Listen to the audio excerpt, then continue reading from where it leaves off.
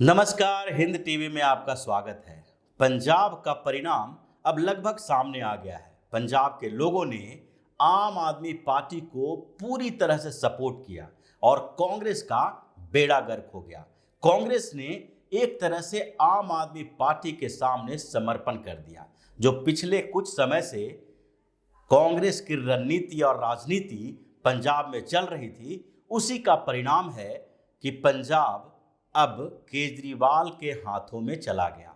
अरविंद केजरीवाल के झूठे वादों का पुलिंदा ऐसा प्रभावित किया पंजाब के लोगों को कि उन लोगों ने पूरी तरह से आम आदमी पार्टी को समर्थन देने की विचार कर ली और उसके बाद अब जैसा दिख रहा है कि आम आदमी पार्टी पूर्ण बहुमत की सरकार बनाएगी। हालांकि अलग अलग स्थितियों को देखने पर ऐसा लग नहीं रहा था और दूसरी तरफ एग्जिट पोल में ऐसे ही परिणाम की उम्मीद जताई जा रही थी, लेकिन साइलेंट वोटर जो पंजाब के थे उनके दिमाग में केवल और केवल एक ही चीज चल रही थी और वो थी अरविंद केजरीवाल की नौटंकी और झूठे वादे। अब केजरीवाल के हाथों में दिल्ली के साथ साथ पंजाब की कमान है और पंजाब में अरविंद केजरीवाल ने किसी भी तरह से अनमने भाव से अंतिम समय में भगवंत मान को सीएम का कैंडिडेट बनाया था। अब अगले 5 साल तक भगवंत मान को पंजाब के लोग झेलेंगे और ऊपर से अरविंद केजरीवाल को। दोनों की स्थिति अगर देखें तो लगभग एक जैसी ही दिखती है। एक नौटंकी करते फिरते हैं तो दूसरा कॉमेडी करते रहे हैं। अगर अरविंद केजरीवाल की बात करें तो वो दिल्ली की सत्ता में भी जब आए थे तो पहली बार उन्होंने कांग्रेस के समर्थन से सरकार बनाई थी। जब दिल्ली में आम आदमी पार्टी की सरकार बनी तो उस समय उसके पास बहुमत नहीं थी। कांग्रेस ने सोचा कि अरविंद केजरीवाल को एक बार सत्ता का स्वाद चखने दिया जाए और फिर वो पता चलेगा कि अरविंद केजरीवाल सत्ता कैसे चला पाते हैं। शायद उस समय कांग्रेस के लोगों ने एक फिल्म नहीं देखी थी और वो फिल्म थी नायक।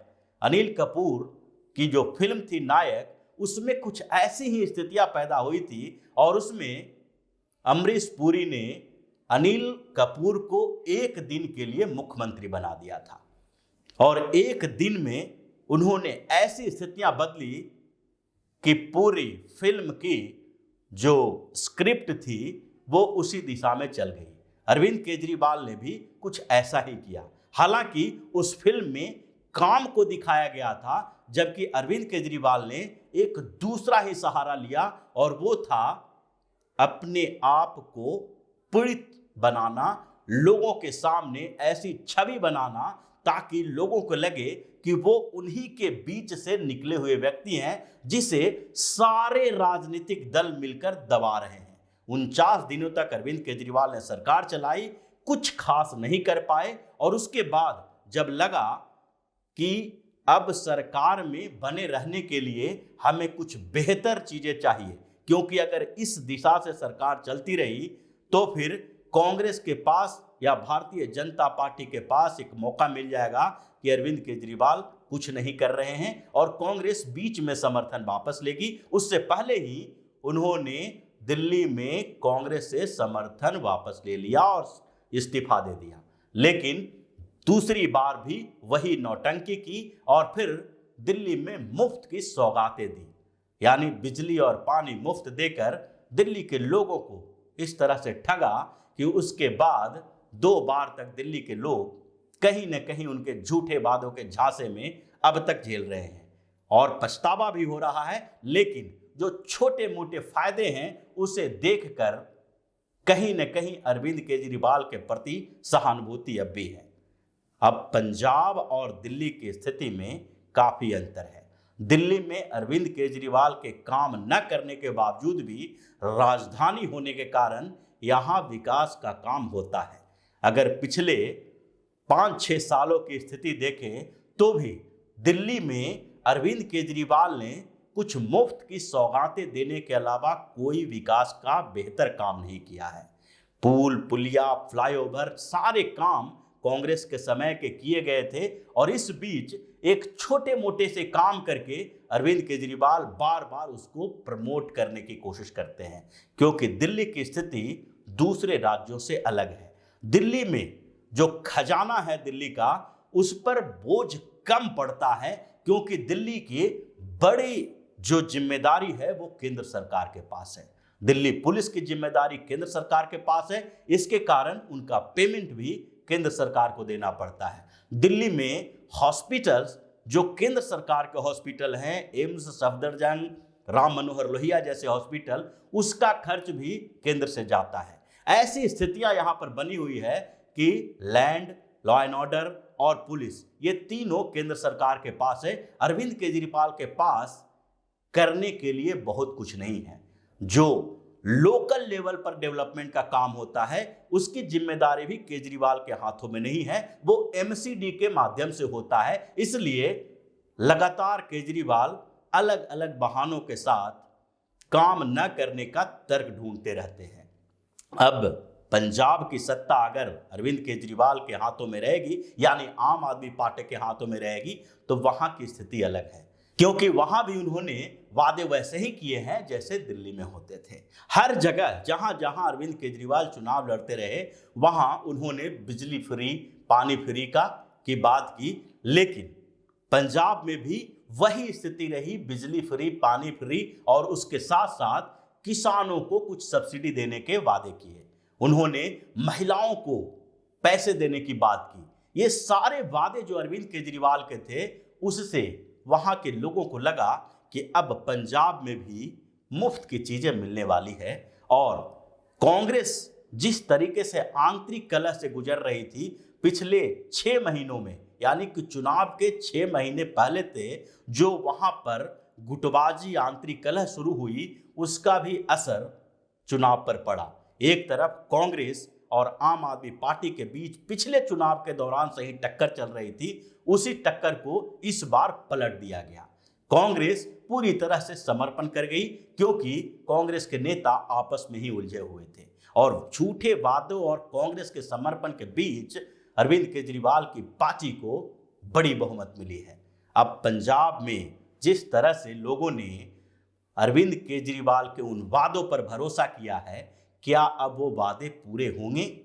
क्या भगवंत मान को सीएम बना के पंजाब के लोग जो पिछले 5 सालों से कांग्रेस की सत्ता झेलते आ रहे थे, वो फिर से वही झेलने के लिए तैयार नहीं रहेंगे?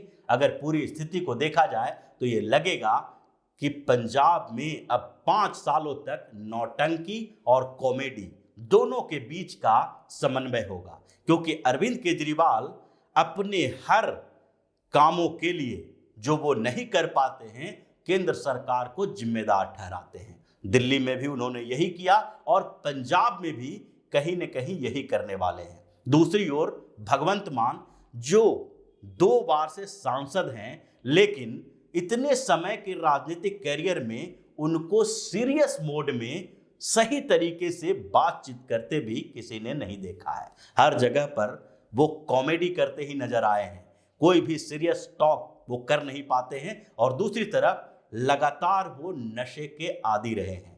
इसके कारण वहां पर जब चुनाव विधानसभा का होने वाला था, तो उससे पहले जब उन्हें सीएम कैंडिडेट बनाने की स्थिति पैदा हो रही थी, तो लोगों के सामने जाकर माफी मांगी और बताया कि अपने घर वाले, माँ की कसम खा कर बताया कि अब हम नशा नहीं करेंगे, दारू नहीं पिएंगे। लेकिन ये लत कितने समय के बाद छूटती है, ये तो आगे वाले समय ही बताएगा। लेकिन इस बीच जो पंजाब का सबसे बड़ा मुद्दा था, वो था सुरक्षा, यानी कि बॉर्डर स्टेट होने के कारण वहां की सिक्योरिटी, और दूसरा ड्रग्स का मुद्दा। लेकिन दोनों मुद्दे पर अरविंद केजरीवाल ने पिछले 5 सालों तक जो पंजाब में उनकी विपक्षी पार्टी के तौर पर थी पार्टी, उसमें उन्होंने कुछ नहीं किया। 5 सालों तक शांत बैठे रहे। उनकी पार्टी के 11 विधायक बीच में से पार्टी छोड़कर चले गए, लेकिन फिर भी अरविंद केजरीवाल की पार्टी केवल वहां पर बैठकर तमाशा देखती रही। पंजाब में तो कांग्रेस ही सत्ता भी में थी और कांग्रेस ही विपक्ष में भी थी, लेकिन फिर भी पंजाब के लोगों ने अरविंद केजरीवाल को समर्थन दिया है, तो अब 5 सालों तक उनको इस बात का पछतावा होगा कि किस तरह एक दिन और एक महीने के भावनाओं में बहकर उन्होंने ऐसी पार्टी को चुना है जो लगातार अपने झूठे वादों का झांसा देकर राजनीति में सक्रिय रही है। तो इसी तरह की खबरों के साथ फिर से हाजिर होंगे, तब तक के लिए बने रहिए हमारे साथ और देते रहिए सहयोग, ताकि इसी तरह की खबर हम आपके लिए लाते रहें। धन्यवाद। अगर आपको हमारा वीडियो पसंद आया हो तो इसे लाइक करें, इस चैनल को सब्सक्राइब करें और हाँ, बेल आइकन भी दबाएं ताकि आप तक हमारे वीडियो की नोटिफिकेशन पहुंचते रहें। हमसे जुड़े रहने के लिए अपने सुझाव हमें कमेंट बॉक्स में देते रहें। हमें आपके सुझाव का इंतजार रहेगा। हमारे साथ जुड़ने के लिए धन्यवाद।